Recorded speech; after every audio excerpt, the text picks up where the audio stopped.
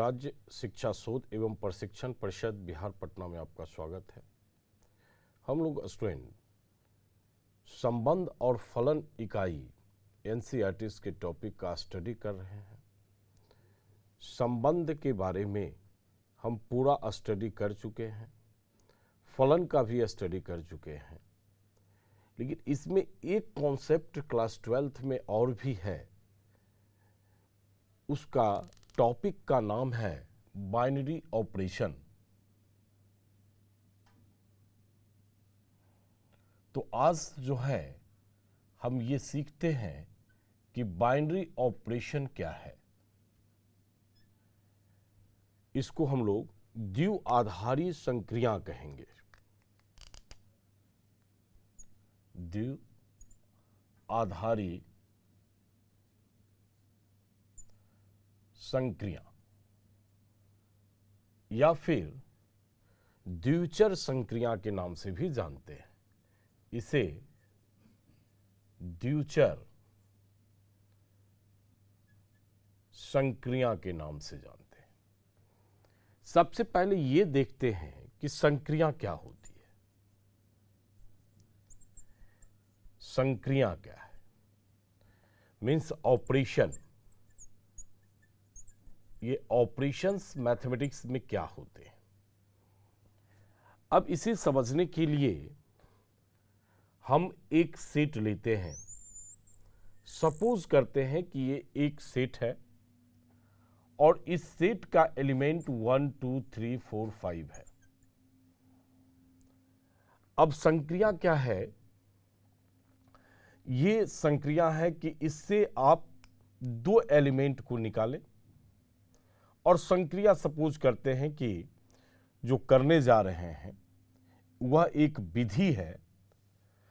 उसमें से दो एलिमेंट लेंगे और एक नए एलिमेंट का निर्माण करेगा। मान लेते हैं कि हम प्लस की संक्रिया की बात करते हैं, प्लस का बात करते हैं।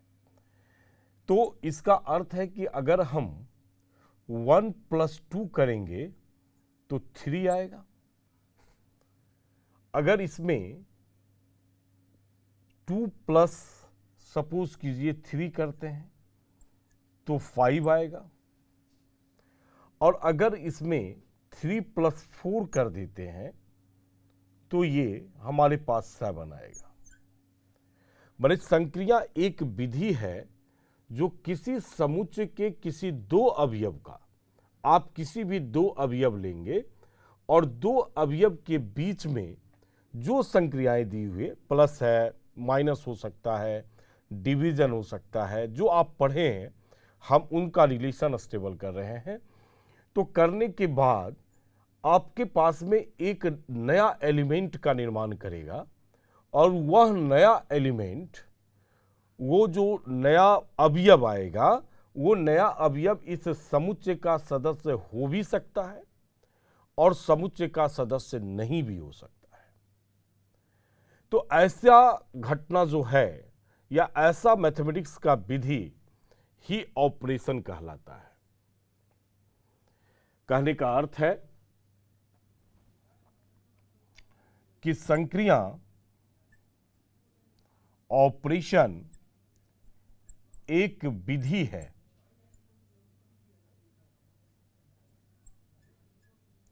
जिसमें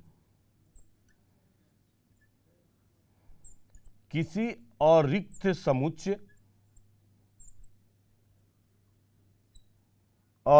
समुच्चय, के दो अवयव, कोई भी दो अवयव हो सकता है, अरिक्त समुच्चय के दो अवयव एक नया अवयव का निर्माण करता है या अवयव बनाता हो। चलिए, अवयव का निर्माण करता हो और यह अवयव, जो नया अवयव है, वो अवयव समुच्चय ए का सदस्य हो भी सकता है और समुच्चय ए का सदस्य नहीं भी हो सकता है। नया अवयव दिए गए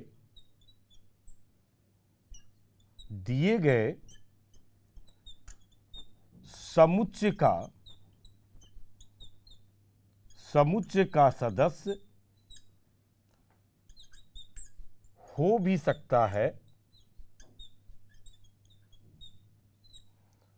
सकता है या नहीं भी हो सकता है, नहीं भी हो सकता है। अब इसे हम संक्रिया कहेंगे। जैसे हम इस एग्जाम्पल में लिए कि सदस्य हो सकता है कि नहीं हो सकता है, तो जो नया सदस्य का निर्माण कर रहा है वो सदस्य 3 और 5 समुच्चय में है। इसके बाद का जो सदस्य 7 है वो 7 समुच्चय में नहीं है। इसलिए हमने कहा कि ये जो नया अवयव बनता है, ये दो अवयवों से जो नया अवयव का निर्माण होता है, वह नया अवयव आपके पास में समुच्चय का सदस्य हो भी सकता है और समुच्चय का सदस्य नहीं भी हो सकता है। लेकिन ऐसा हो कि यह जो नया अवयव बने और वह नया अवयव इसी समुच्चय का सदस्य हो, तब उसे हम द्विचर संक्रिया कहते हैं।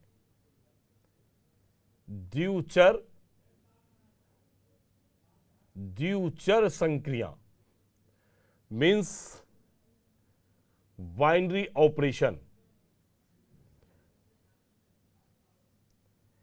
तो यहां दो टॉपिक हमारे पास में है, एक है कि संक्रिया क्या है और दूसरा जो है द्विचर या द्विआधारी संक्रिया क्या है।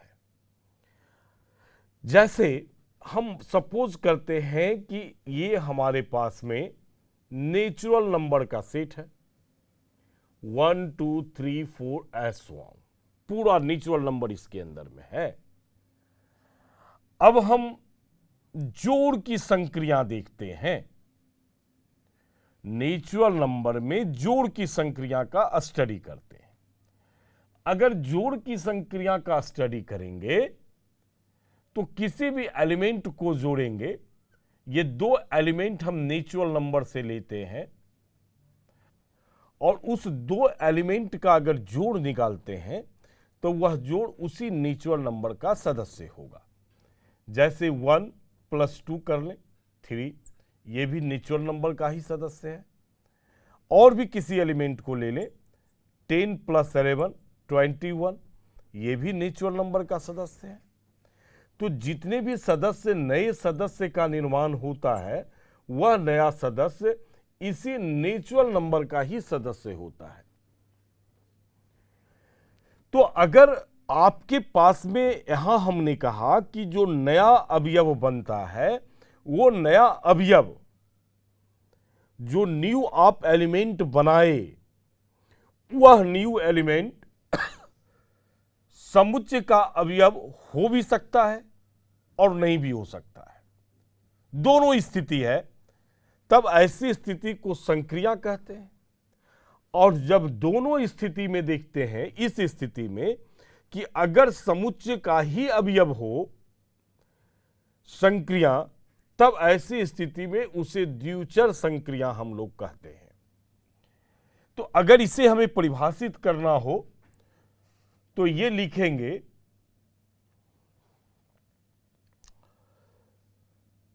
द्विचर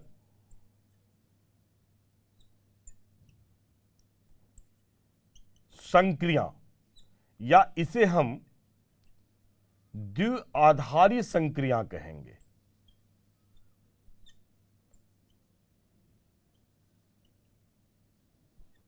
संक्रिया वह है जिसमें किसी अरिक्त समुच्चय, किसी रिक्त समुच्चय का आप दिए हुए दो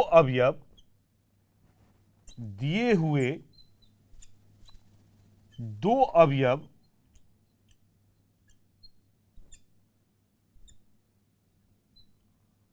नया सदस्य बनाता है और वह नया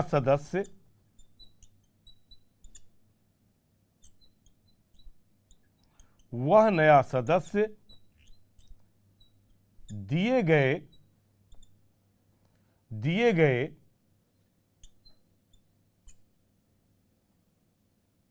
समुच्चय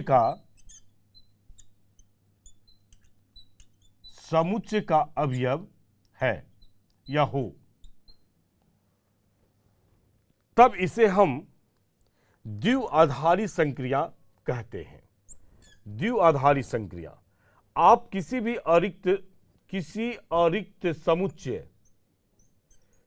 अरिक्त समुच्चय का दिए हुए दो अवयव नया अवयव बनाता है और वह नया सदस्य या नया अवयव दिए गए समुच्चय का अवयव है। अगर ऐसा है तब उसे द्विचर संक्रिया या फिर द्विआधारी संक्रिया कहते हैं। अब ऐसे भी लिख सकते थे, इस बात को यह भी लिखा जा सकता था कि किसी अरिक्त समुच्चय और इसका नाम दे दें। किसी अरिक्त समुच्चय A में द्विचर संक्रिया एक संक्रिया है जिसमें बनने वाला नया एलिमेंट समुच्चय का ही सदस्य होगा। इस डिफिनेशन को इस प्रकार से भी हम लिख सकते थे कि यदि किसी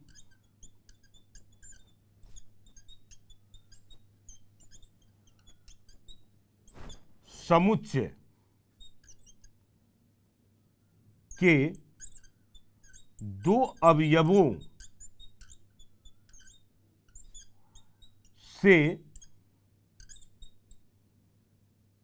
अवयवों से संक्रिया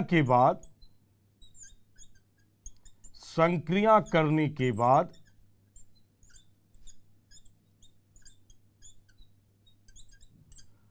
बनने वाला नया सदस्य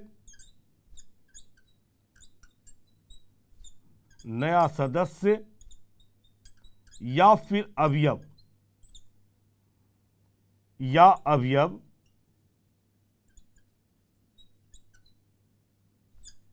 दिए गए समुच्चय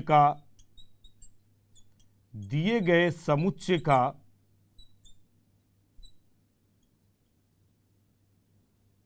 सदस्य हो तो संक्रिया द्विचर कहलाती है। इस प्रकार से भी लिख सकते थे हम। तो इस पूरे कॉन्सेप्ट को अगर हम समझें तो पहला कॉन्सेप्ट है कि संक्रिया क्या है। हमने कहा कि आप एक सेट ले लें, अब सेट का दो एलिमेंट लें और उस दो एलिमेंट से अगर कोई नया एलिमेंट का निर्माण होता है तब वह संक्रिया है और वह नया एलिमेंट उस समुच्चय का सदस्य हो भी सकता है और समुच्चय का सदस्य नहीं हो सकता है।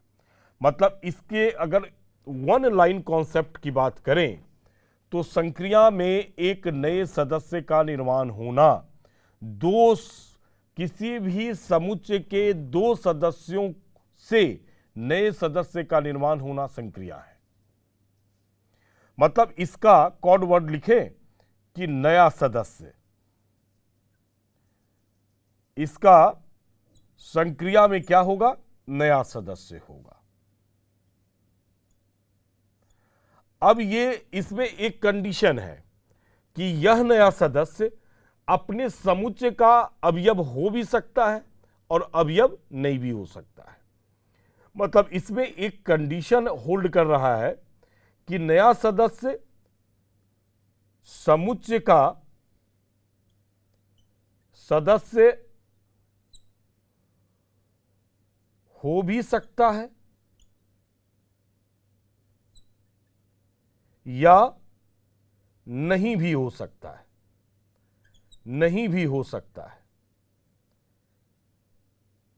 तो आप याद रखेंगे, आपसे पूछेंगे कि संक्रिया क्या है, तो आप कहेंगे कि आप दो सदस्य को लेंगे और इस दो सदस्य से एक नए सदस्य का निर्माण करेंगे और यह नया सदस्य आपका समुच्चय का अवयव हो भी सकता है और अवयव नहीं भी हो सकता है। आपसे पूछेंगे कि द्विचर संक्रिया क्या है, तो आप कहेंगे कि आपके पास में कोई भी दो एलिमेंट अगर ले लें, इससे दो एलिमेंट हम ले लें और संक्रिया करने के बाद जो नया सदस्य का निर्माण करता है, नया अवयव का जो निर्माण करता है, वह नया अवयव आपका उसी समुच्चय का सदस्य होना चाहिए। कंडीशन फिक्स है। हमें जो नया सदस्य निकलेगा या जो नया सदस्य का निर्माण करेंगे, वह नया सदस्य आपका दिए गए सदस्य का ही अवयव होगा। तब ऐसी स्थिति में उसे द्विचर संक्रिया कहेंगे या द्विआधारी संक्रिया कहेंगे या उसे फिर बाइनरी ऑपरेशन कहेंगे। तो दोनों में अंतर है। आपका संक्रिया और द्विचर संक्रिया, ये दोनों में अंतर है और अंतर सिर्फ एक ही है। नए सदस्य का निर्माण संक्रिया में भी होता है और नए सदस्य का निर्माण द्विचर संक्रिया में भी होता है। लेकिन इसमें क्या है कि जो नया सदस्य है संक्रिया में, वो समुच्चय का अवयव हो भी सकता है और समुच्चय का अवयव नहीं भी हो सकता है। लेकिन द्विचर संक्रिया में क्या है, जो नया सदस्य का निर्माण होगा वह नया सदस्य जो है आपका उसी समुच्चय का सदस्य होगा। जैसे हमने एग्जाम्पल में लिया है कि दो प्राकृत संख्याओं का योगफल द्विचर संक्रिया है। अब क्यों है? क्योंकि आप कोई भी समुच्चय नेचुरल नंबर या प्राकृत संख्या के समुच्चय से आप किसी दो एलिमेंट को, दो अवयव को बाहर निकाल लें और उसको जोड़ें। जोड़ने के बाद जो आपको नया प्रोडक्ट मिलेगा, नया सदस्य मिलेगा, वह नया सदस्य भी क्या होगा, आपका उसी प्राकृत संख्या के समुच्चय का अवयव होगा। इसलिए कह सकते हैं कि प्राकृत संख्या का जो जोड़ है वह जोड़ द्विचर संक्रिया है। लेकिन अगर घटाव की बात करें तो यह अनिवार्य नहीं है कि घटाव से जो नया प्रोडक्ट का निर्माण होगा वह नया प्रोडक्ट आपका उसी सेट का मेंबर होगा। जैसे हम सपोज करते हैं कि 2 एक एलिमेंट लिए और -4, तो रिजल्ट हमारे पास तो -2 हो गया। और ये -2 तो नेचुरल नंबर का प्रोडक्ट नहीं है, सदस्य नहीं है। अब जब ये नेचुरल नंबर का सदस्य नहीं है, इसका मतलब कि ये द्विचर संक्रिया नहीं होगा। मतलब किसी भी प्राकृत संख्याओं का घटाव जब हम करते हैं तब वह घटाव जो है द्विचर संक्रिया नहीं होगा। अब आपसे क्वेश्चन दे सकते हैं कि निम्नलिखित में कौन सा द्विचर संक्रिया है। अब वहां से ऑप्शन हम आपको दें, जैसे इसी क्वेश्चन के लिए ऑप्शन बनाए। एक हमने दिया दो प्राकृत संख्याओं का योग, दूसरा ऑप्शन दिए दो प्राकृत संख्याओं का घटाव, तीसरा ऑप्शन दे कि दो प्राकृत संख्याओं का गुणनफल और दो प्राकृत संख्याओं का भाग दे दिए। अब आपसे पूछ रहे हैं कि निम्नलिखित में कौन कौन सा द्विचर संक्रिया है। तो दो कंडीशन तो कंफर्म है कि अगर हम जोड़ते हैं तो नया प्रोडक्ट जो होगा नेचुरल नंबर होगा, और नेचुरल नंबर को अगर गुना करते हैं, अगर नेचुरल नंबर को मल्टीप्लाई करते हैं तो आने वाला रिजल्ट भी नेचुरल नंबर ही होगा। इसका मतलब कि जोड़, प्राकृत संख्या का जोड़ और प्राकृत संख्या का गुणनफल द्विचर संक्रिया होगी। लेकिन घटाव और उसका भाग द्विचर नहीं होगा, क्योंकि आप डिवीजन करेंगे तो जैसे 1 को 2 से डिवाइड करें तो 1/2, इसका अर्थ है कि ये नेचुरल नंबर में नहीं है, नेचुरल नंबर में नहीं है। तो डिवीजन भी आपका जो है कहेंगे कि प्राकृत संख्या का जो भाग होगा वह भी आपका द्विचर संक्रिया नहीं होगा। ये परिभाषा जो हम लिए हैं, ये इस परिभाषा को फलन के आधार पर भी हम कह सकते हैं। और जो हमें काम करना है, चूंकि फलन टॉपिक में ही एक टॉपिक हमारे पास में द्विचर आपका संक्रिया है, माने बाइनरी ऑपरेशन है, इसका अर्थ है कि इसे रिलेशन एंड फंक्शन के साथ रखा गया है, तो इसे फंक्शनल फॉर्म में हमें पढ़ना होगा। अभी हम बताएं कि संक्रिया क्या है, द्विचर संक्रिया क्या है।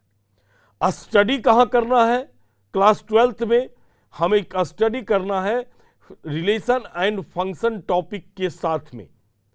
इसका अर्थ है कि हमें इसे फंक्शन से रिलेट करना होगा और उसी डिफिनेशन को जानना होगा और फंक्शन फॉर्म में ही हमें इसका वर्क करना पड़ेगा। तो देखते हैं ये द्विचर संक्रिया का दूसरा डिफिनेशन फंक्शनल फॉर्म में क्या है। अब हम लोग देखते हैं द्विआधारी संक्रिया।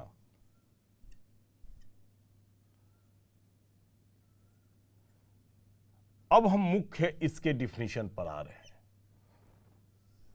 क्या है, एक अरिक्त समुच्चय लेना है। जैसे फंक्शन में हम लोग अरिक्त समुच्चय का प्रयोग करते हैं या रिलेशन को एग्जिस्ट करवाने में, तो कहने का अर्थ है कि हमें क्या करना है कि एक अरिक्त समुच्चय लेना है। तो माना कि ए एक अरिक्त समुच्चय है, ए अरिक्त समुच्चय है।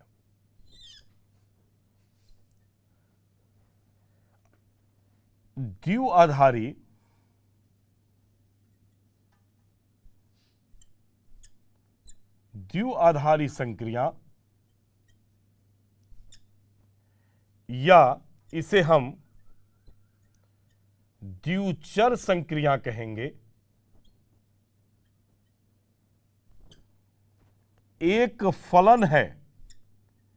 अब देखिए यहीं हम यूज कर दिए द्विआधारी संक्रिया या द्विचर संक्रिया क्या है, तो एक फलन है, एक फंक्शन है, एक फंक्शन है। इसलिए यहां फंक्शन चैप्टर से इसे हम रिलेट कर दिए। अब इस फंक्शन चैप्टर से जब रिलेट किए तो कैसा फंक्शन है, हमने फंक्शन में आपको कहा था कि डिफिनेशन में कि इसमें दो नॉन इम्पटी सेट होते हैं और इसका एलिमेंट, जो भी एलिमेंट ए का है उसका इमेज किस में बनता है, बी में बनता है। ऐसा हम आपको बताए थे।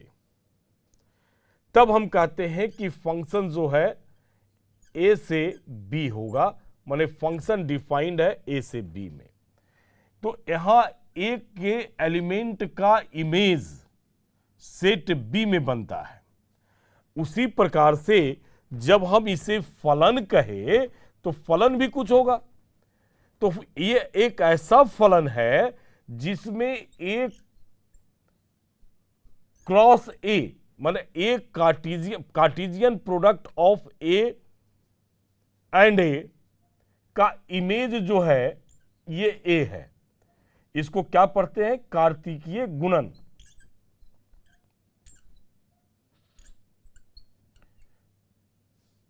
गुणन या कार्टेशियन प्रोडक्ट। तो आप कार्टेशियन प्रोडक्ट ए क्रॉस ए निकालेंगे। अब इसके जितने भी अवयव होंगे वो सभी अवयव ए में एक अद्वितीय अवयव रखेंगे, अद्वितीय अवयव रखेंगे। अगर ऐसा हो तब हम कहेंगे कि यह संक्रिया जो है द्विआधारी संक्रिया है। जो एक क्रॉस एक के प्रत्येक अवयव, अभी हम समझाएं, एक क्रॉस एक के प्रत्येक अवयव कर लें या प्रत्येक क्रमिक युग्म, चूंकि एक क्रॉस एक का जो अवयव होगा वो कुछ ऑर्डर पेयर में होगा, ये पढ़ा चुके हैं। तो जो एक क्रॉस एक के प्रत्येक क्रमित युग्म का अद्वितीय अवयव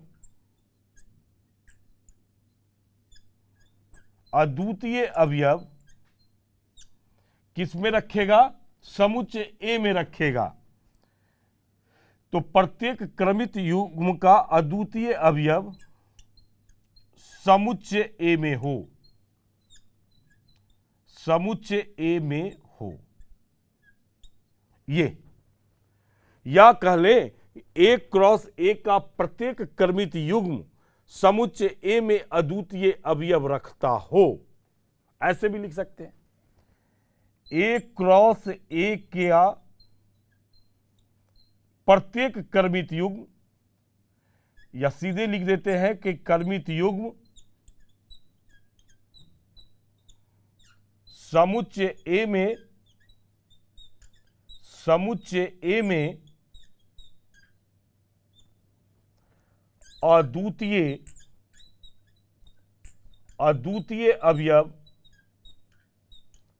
अद्वितीय अवयव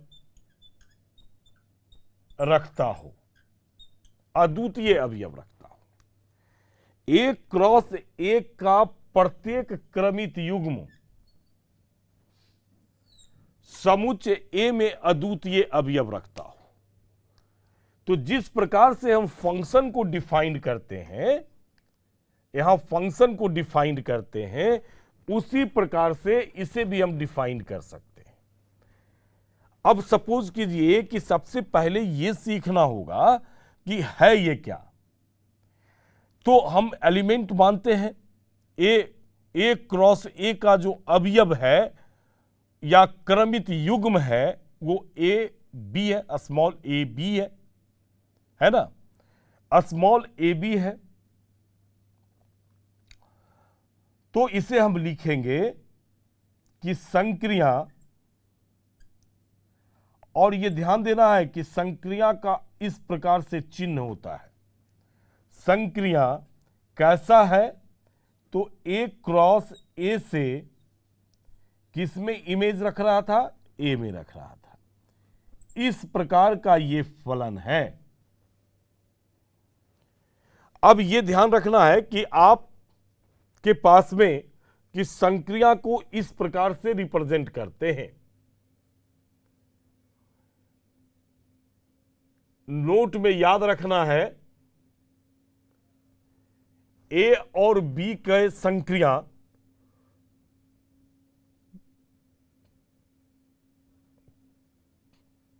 को या से प्रदर्शित करते हैं।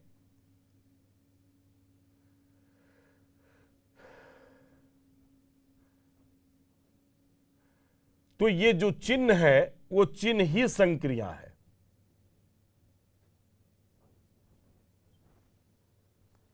आप ए और बी के बीच के संक्रिया को इस प्रकार से दिखा सकते हैं। तो यहां जो फंक्शन था उस फंक्शन के पोजीशन पर संक्रिया आ गया, और यहां जैसे फंक्शन में प्रतिबिंब ए का यूनिक इमेज बी में बनता था, यहां क्या है? ए क्रॉस ए का यूनिक इमेज जो है किस में बन रहा है? कि समुच्चय ए में बन रहा है।